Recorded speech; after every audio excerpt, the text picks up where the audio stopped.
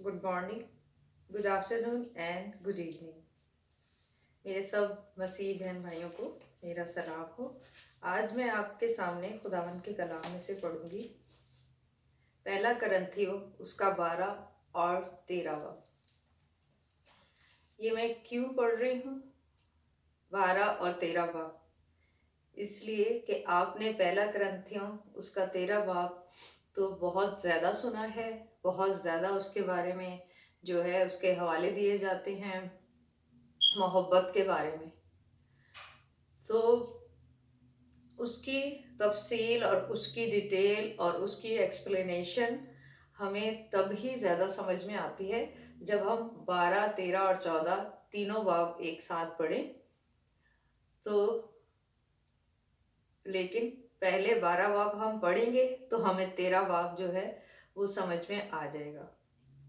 इसलिए मेरे बहन भाइयों कि जब खुदावंद का कलाम सबसे पहले तहरीरी सूरत में लिखा गया तो उसमें ये चैप्टर्स में डिवाइड नहीं था, बल्कि एक ही जो है कहते हैं कि जैसे एक जगह से स्टार्ट होकर और दूसरी जगह ख़त्म होता है, पैदाइश से लेके और मुकाशफा तक, इस तरीके से था।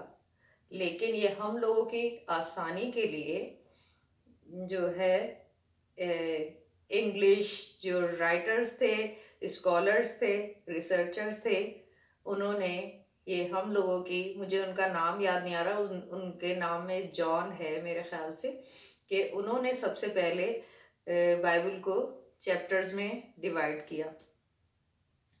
तो इस तरीके से हमारा कलाम जो है चैप्टर बाय चैप्टर हमारे पढ़ने के लिए, आसानी के लिए जो है उसको चैप्टर्स में डिवाइड किया गया।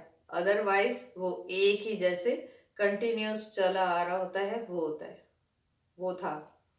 तो इसीलिए बहुत से लोग जब एक चैप्टर पढ़ते हैं तो वो पिछला चैप्टर जो है उस पर गौर नहीं करते। तो खुदा का कलाम पढ़ने का तरीका यही है कि आप जब भी कोई चैप्टर पढ़ रहे हैं, फर्ज करें चैप्टर 13 पढ़ रहे हैं, तो इससे पहले वाले चैप्टर और इसके बाद वाला चैप्टर जब आप ये पढ़ेंगे तो आपको बिल्कुल सही तरीके से कलाम की बात समझ में आएगी। हमेशा जो है कॉन्टेक्स्ट हमें पता होना चाहिए कि इसका कॉन्टेक्स्ट क्या है, इसकी अंदरूनी बात क्या है, बजाय इसके कि हम जो है एक हमने आयत पढ़ ली इस बुक में से, बाइबल की किताब में से, दूसरी आयत दूसरी जगह से पढ़ ली। अगर पढ़ी है तो फिर उसको एक्सप्लेन करना होगा कि वो किस कॉन्टेक्स्ट में कही गई है। और कॉन्टेक्स्ट हमें जब तक समझ में नहीं आता है, मेन बात, जब तक हम उसके पूरे चैप्टर्स को, पिछले वाले हवाले को और आगे वाले को नहीं पढ़ेंगे। ठीक है, तो इस वजह से मैं आपको यहाँ ये बात समझाना चाह रही हूँ, ये कैसी मोहब्बत के बारे में, खुदावन ने किन लोगों से मोहब्बत के बारे में और कैसी मोहब्बत के बारे में, जो चैप्टर 13 है, 13 बाब है जो पहला करंथियों का, अगर मैं आदमी और फरिश्तों की ज़बानें बोलूँ तो इसको बहुत ज़्यादा जो है कोट किया जाता है, रेफरेंसेस दी जाती हैं। और ये हवाला जब भी मोहब्बत की बात आती है तो कलाम का हवाला ये दिया जाता है। जो रिलीजियस अथॉरिटीज़ और लीडर्स और रिलीजियस जो भी हमारी मीटिंग्स हैं उसमें इसका हवाला दिया जाता है। ठीक है, दूसरे को एहसास दिलाने के लिए दिया जाता है कि तुम मोहब्बत नहीं रखते हो, इस तरीके से। ठीक है, तो यहाँ पौलुस रसूल ने ये ख़त लिखा है करंथियों के नाम, और वो यहाँ पर हमें क्या समझा रहा है। हम 12 जो है चैप्टर 12 वहाँ से पढ़ूंगी मैं। खुदावंद के कलाम में लिखा है, अय भाइयों, मैं नहीं चाहता कि तुम रूहानी नेमतों के बारे में बेखबर रहो। तुम जानते हो कि जब तुम गैर कौम थे तो गूंगे बुतों के पीछे जिस तरह कोई तुमको ले जाता था उसी तरह जाते थे। बस मैं नहीं जिताता हूँ, मैं तुम्हें जिताता हूँ कि जो कोई खुदा के रूह की हदायत से बोलता है वो नहीं कहता कि यीशु मालून है, और ना कोई रूह कुदस के बगैर कह सकता है कि यसु खुदावंद है। नेमतें तो तरह तरह की हैं, मगर रूह एक ही है, और खिदमतें भी तरह तरह की हैं, मगर खुदावंद एक ही है, और तासीरें भी तरह तरह की हैं, मगर खुदा एक ही है, जो सब में हर तरह का असर पैदा करता है, लेकिन हर शख्स में रूह का ज़हूर फायदा पहुंचाने के लिए होता है, क्योंकि एक को रूह के वसीला से हिकमत का कलाम अनायत होता है और दूसरे को उसी रूह की मर्जी के मुआफिक इल्मियत का कलाम। किसी को उसी रूह से ईमान और किसी को उस एक रूह से शिफा देने की तौफीक, किसी को मौज़ों की कुदरत, किसी को नबूवत, किसी को रूहों का इम्तियाज, किसी को तरह तरह की ज़ुबानें, किसी को ज़ुबानों का तर्जुमा करना, लेकिन ये सब तासीरें वही एक रूह करता है, जिसको जो चाहता है बांटता है।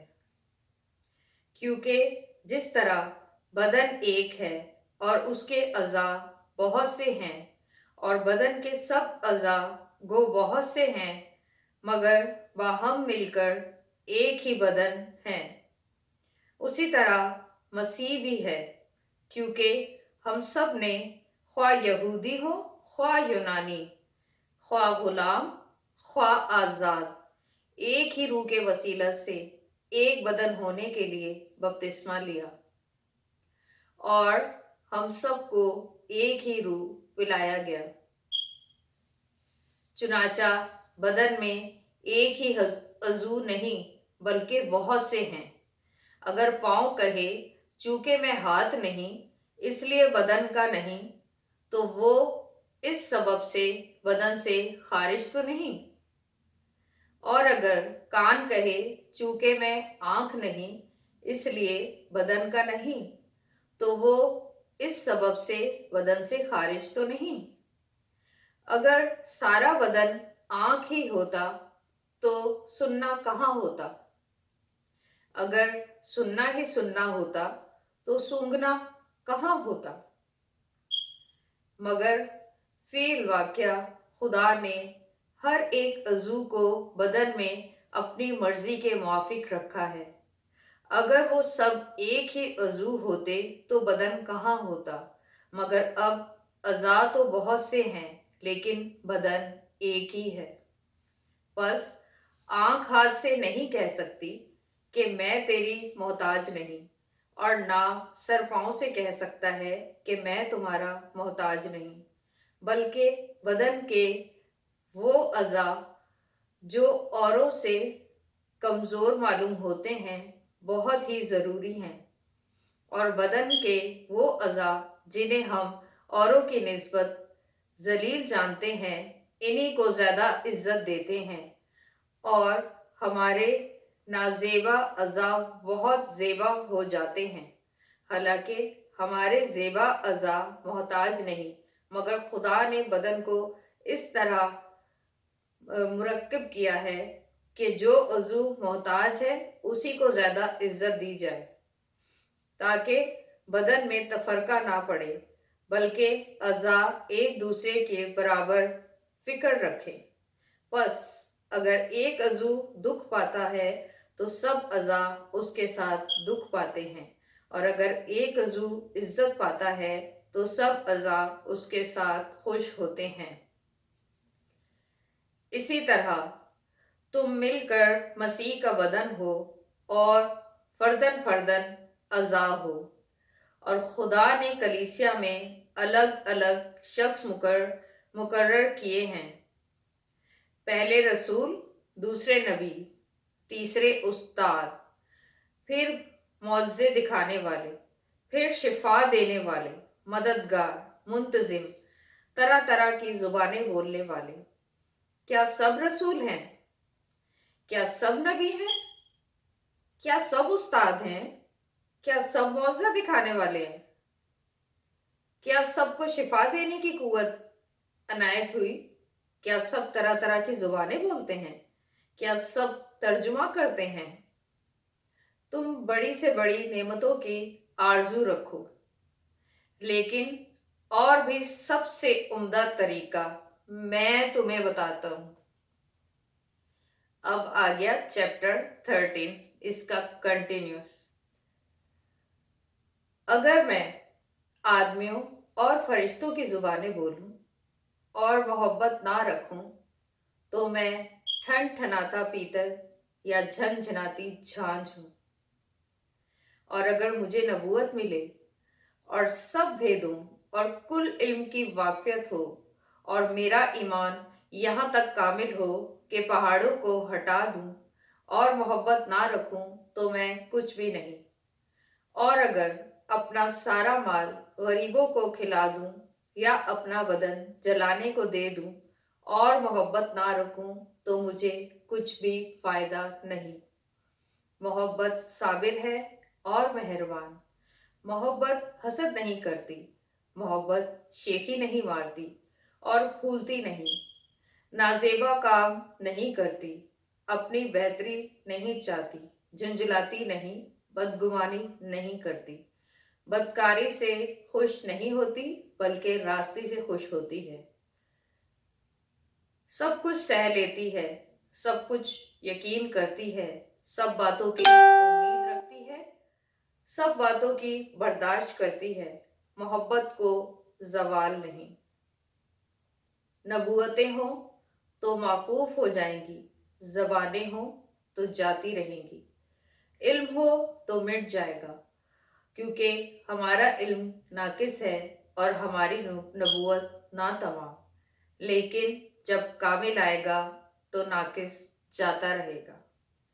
جب میں بچہ تھا تو بچوں کی طرح بولتا تھا، بچوں کی سی طبیعت تھی، بچوں کی سی سمجھ تھی، لیکن جب جوان ہوا تو بچپن کی باتیں ترک کر دیں۔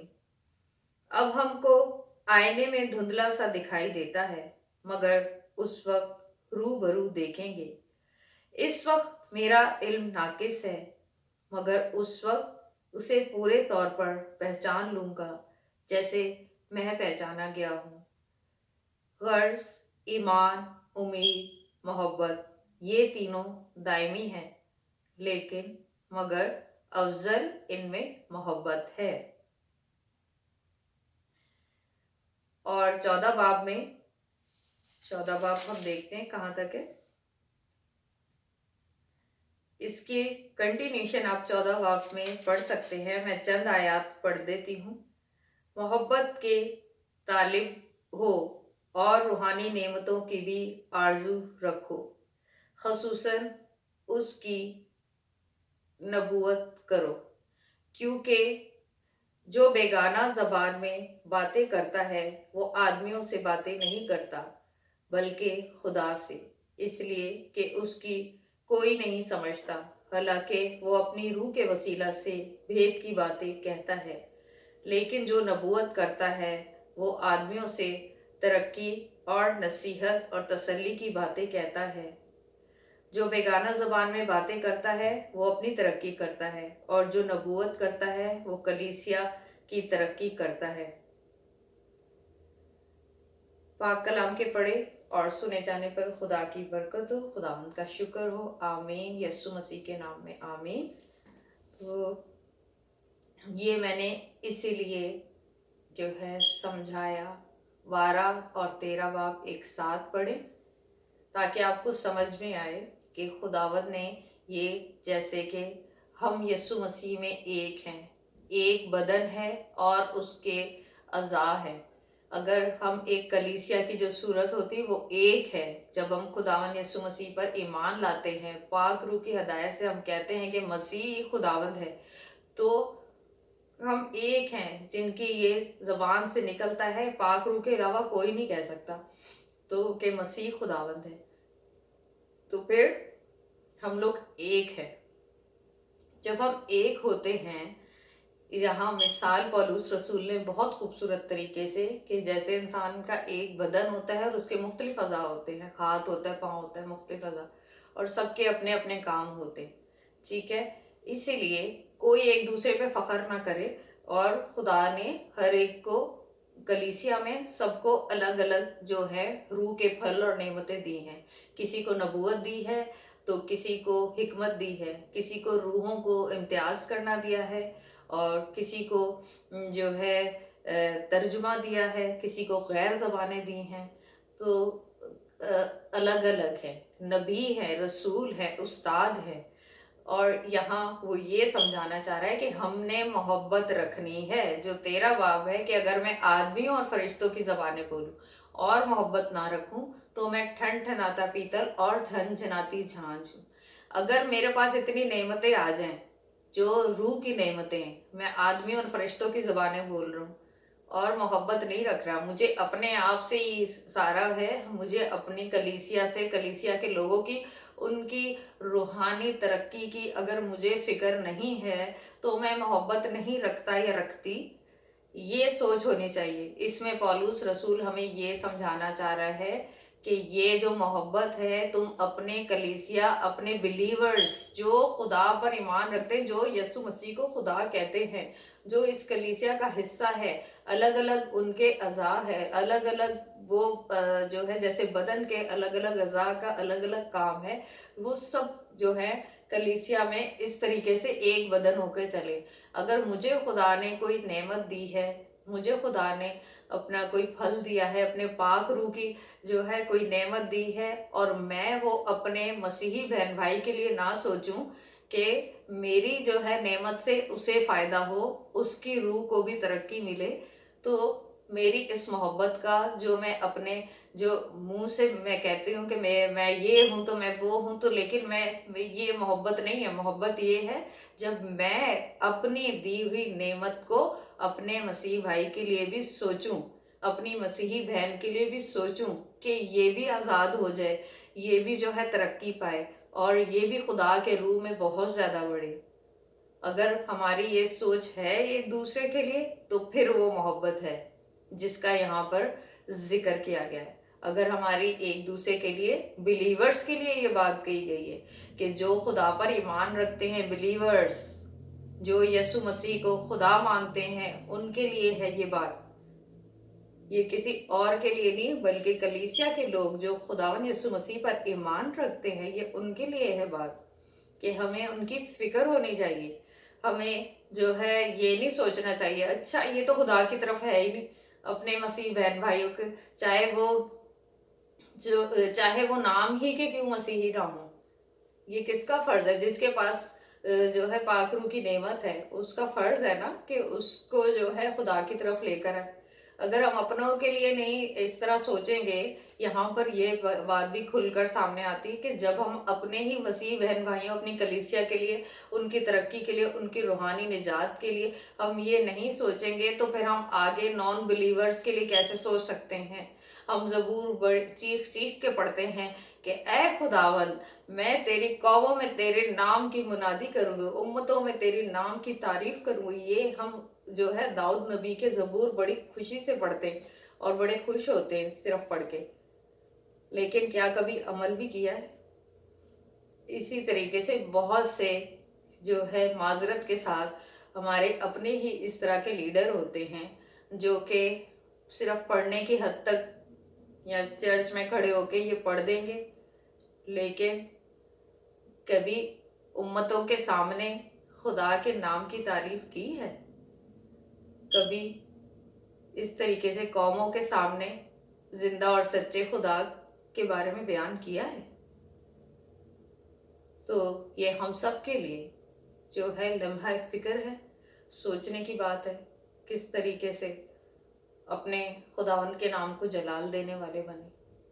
کسی سے کوئی نفرت نہیں، نہ کسی امت سے، نہ کسی قوم سے، بلکہ مسیح میں مسیحا ساری دنیا کے لیے اس نے اپنی جان دی، اور وہ مر گیا اور دفن ہوا، اور وہ زندہ ہے اور آسمان پر ہے، اور اس کا پاک روح ہمارے پاس ہے، اور مسیحا بہت جلد آنے والا ہے، اور سب لوگ جانیں گے کہ یہی مسیح خداوند ہے.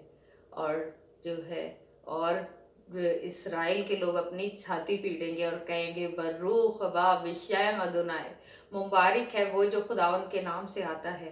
تو اس لیے ہم اپنے مسیحا کو پہچانیں اور اس کو ویلکم کریں، بروخ با بشیم ادونائے۔ God bless you all. مبارک ہے وہ جو خداوند کے نام سے آتا ہے اور وہ جلد آنے والا ہے۔ خداوند آپ سب کو برکت دے اور آپ کے ساتھ ہو، جہاں بھی ہوں خوش رہیں اور خداوند کے کلام کو اچھے طریقے سے پڑھنے کی کوشش کریں جیسے کہ بیان کیا گیا ہے، اور اگر سمجھ میں نہ آئے تو اپنے خادمان دین سے پوچھیں، ٹھیک ہے؟ کوئی پاسٹر صاحبان ہیں، کوئی بائبل ٹیچر ہیں، کوئی بھی جو ہے، اگر وہ واقع میں خداوند کے خوف میں اور خداوند کی محبت میں اور کلیسیا کی محبت میں ہوگا، اس کے پاس خدا کے روح کے پھل ہوں گے، وہ ضرور آپ کو اچھا گائیڈ کرے گا۔ Thank you so much, God bless you all.